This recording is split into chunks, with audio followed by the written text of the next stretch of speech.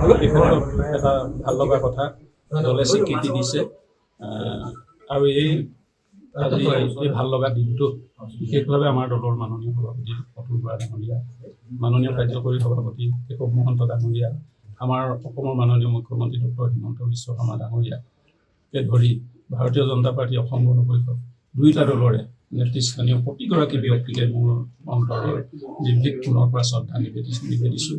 যিহেতুকে নিৰ্বাচন সমাগত 9 এপ্ৰিলত নিৰ্বাচন অনুষ্ঠিত হ'ব। নমিনেশ্যন প্ৰক্ৰিয়া আৰম্ভ হৈছে, প্ৰাৰ্থীসকলে দিম বুলিলে দিব পৰা অৱস্থাত আছে। যাই কি নহওক আমিও মনোনয়ন পত্ৰ দাখিল কৰিম আৰু নিৰ্বাচনী যি যুঁজ, এই যুঁজত আমি আমাৰ দলীয় দুয়োটা দলত ভাৰতীয় জনতা পাৰ্টী অসম গণ পৰিষদ দুয়োটা দলৰ কৰ্মকৰ্তাৰ সহযোগত ৰাইজৰ আশীৰ্বাদ লৈ আমি নিৰ্বাচনী যুঁজত জপিয়াই কৰিম।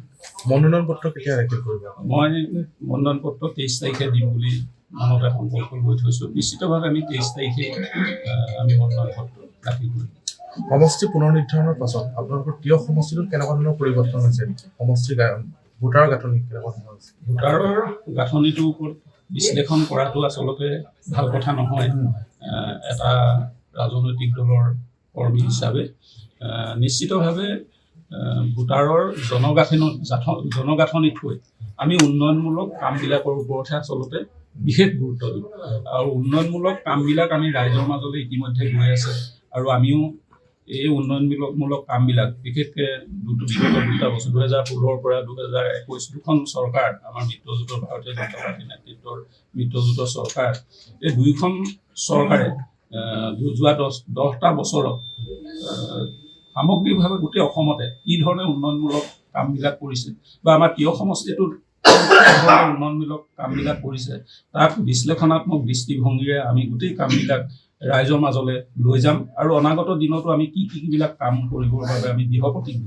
এই কথা বতৰাবিলাকো আমি ৰাইজৰ মাজত সুন্দৰভাৱে উপস্থাপন কৰিবৰ বাবে আমি চেষ্টা কৰিম আৰু তাৰ আধাৰতে আমি নিৰ্বাচনটোত অৱতীৰ্ণ হ'ম। কি এজেণ্ডা ৰাইজৰ মাজলৈ আগবাঢ়িব বুলি এজেণ্ডা কি লৈ যাব ৰাইজৰ মাজলৈ? আমাৰ কিছুমান দলীয় এজেণ্ডা আমাক দিবই দলৰ ফালৰ পৰা মিত্ৰজোঁটৰ হিচাপে, কিন্তু সমান্তৰালভাৱে মোৰ ব্যক্তিগত এগৰাকী প্ৰাৰ্থী হিচাপে মোৰ নিজা ব্যক্তিগত কিছুমান এজেণ্ডাও থাকিব।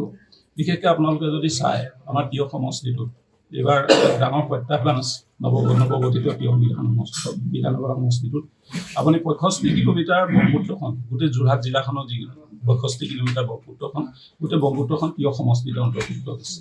একেধৰণে যাতায়াতী ব্যৱস্থাটোৰ ওপৰতো কিছু কাম কৰিব লগা আছে, কিছু নহয় বহুখিনিয়ে কৰিব লগা আছে। শিক্ষা ব্যৱস্থাটোৰ ওপৰতো আমি যথেষ্টখিনি কাম কৰিব লগা আছে আৰু ঠিক তেনেধৰণে স্বাস্থ্য খণ্ডতো আমি যথেষ্টখিনি কাম কৰিব লগা আছে।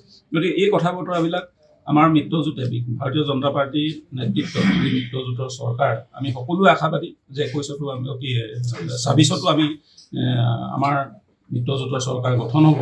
গতিকে সেই চৰকাৰৰ দিনত আমি এই কামবিলাক কি ধৰণে আগবঢ়াই নিম, কি ধৰণে আমি ৰাইজৰ কামবিলাক ৰাইজে আশা কৰা ধৰণে আমি কৰিম, এই কথা বতৰাবিলাক আমি ৰাইজৰ ওচৰত নিৰ্বাচনী সভাসমূহত আমি অৱগত কৰিম, তেখেতসকলক আমি বুজাম আৰু আমাৰ আস্থা আৰু বিশ্বাস প্ৰিয় সমষ্টিবাসীৰ ওপৰত আছে।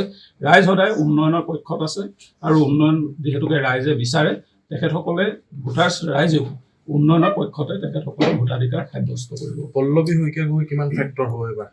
মই কৈছোঁৱে যে যিকোনো যুদ্ধত প্ৰতিপক্ষক কেতিয়াও দুৰ্বল বুলি ভাবিব নাপায়, এইটো ভবাটো উচিতো নহয় আৰু আমিও আমাৰ প্ৰতিপক্ষক আমি সবল বুলি আমি যুঁজত অৱতীৰ্ণ হ'ম।